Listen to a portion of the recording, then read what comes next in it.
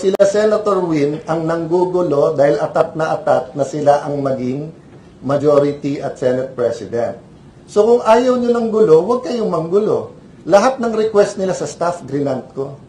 Section 1, the Senate shall elect its officers, President, President Pro Tem, Secretary, okay. Number 2, the office of Senate shall be elected by the majority of all its members. Hindi quorum yan, ha? Majority of all its members. 24 ang members, 24 members buhay. So 13 yan. They elected Win with 12. So hindi siya SPP. Okay. Okay, and even if he was SPP, sa Rule 4C, kailan pwede magkaroon ng acting? In the event of resignation, removal, death, or absolute incapacity of the President. They cannot remove me with 12. They can only remove me with 13. I'm alive. Okay, look at Rule 10. The term of office of President, Secretary, Sergeant at Arms, etc., shall end when their successors have been elected. Have they elected? Hindi. We would be wise to meet in the Senate President's office pero ayaw pang umalis ni Senator Soto. Diba? So, kung gusto niya makipag-meeting, ayusin nila, mag-meeting kaming dalawa sa office of the Senate President. Diba nandito naman kami ngayon, alam niya naman may hearing, ang mahirap yung panay media, I wanna reach out, etc. Pero pagkausap yung mga miyembro namin, wala. Be honest with the media, hindi yung pang-media. Trinetreten nyo kami, ini-intimidate nyo kami. Gagawin nyo illegal kahapon, tapos sabihin nyo, willing kayo makipag-usap ka, aminin mo, hindi ka naman Senate President Pro Tem, at hindi ka acting Senate President, di ba? So, ibig sabihin, kung sabihin ko, ako na Presidente ng Pilipinas, sabihin ko kay President Bongbong, Boss, willing ako makipag-usap. Kalokohan naman yun. Di ba?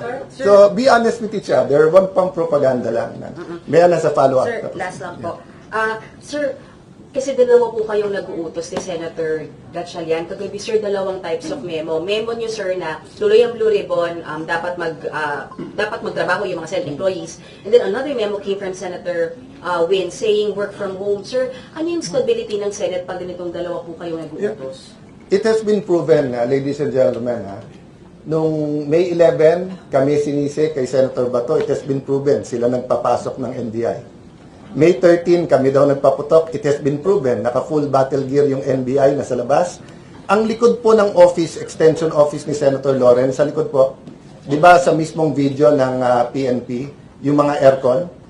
Aircon po yon ng mga office sa Senate. Yung CCTV na ginamit nila, hindi CCTV ng DSIS, CCTV po yon ng Senado. So, nasaan ang mga NBI? Senate. Pero hanggang ngayon, ang report ng Malacanang at ng PNP, wala sila sa Senate. Yung labas ng pinto na yon, pero labas ng opisina na yon, Senate pa rin po yon.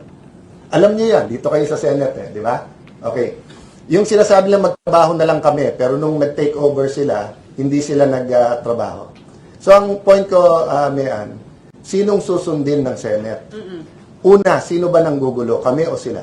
Sino legitimately elected Senate President? Nasa harap nyo. So, dapat ako sundin. Pero hindi ko pre-pressure yung mga empleyado. Hindi naman ako permanente sa posisyon na to. Di ba? First time ko maging Senate President. Sila, nagkampihan na sila. Senator Drilon, Senator Coco, parehong naging SP, Senator Migs, sumama sa Senator Chis. Sino pa naging SP sa kanila? Soto. So, karamihan ng empleyado dito nanggaling sa kanila. Kaya ayaw ko daanin sa loyalty sa tao. Loyalty sa institusyon. So, sila Senator Win ang nanggugulo dahil atat na sila ang maging majority at Senate President. So, kung ayaw nyo ng gulo, huwag kayong manggulo. Lahat ng request nila sa staff, grinant ko. Lahat ng pinapirmahan nila sa akin, pinirmahan ko. Nakiusap, ilan araw sa opisina, okay. Isang linggo pa, okay. Gusto niya sa 6-4. Sabi ko, kausapin mo si Senator Ping. Kasi siya naman may opisina doon. Okay. O dadating ang presidente ng Vietnam. Pwede ko na ba gamitin? Pwede ko lang daw gamitin yung ceremonial. Wag daw opisina niya. O. Sabi ko, ilan ang gusto niyo sa CA? Wala akong hindi in-okay. Ano sabi ni Senator Ping? SP Cayetano is a SP only for the 13, not for everyone. So, my point, Mayan, is decide for yourself. I'm not talking to the media, I'm talking to people. Okay. Decide for yourself sino nagsasabi ng totoo. So I'm talking now to the Senate employees also.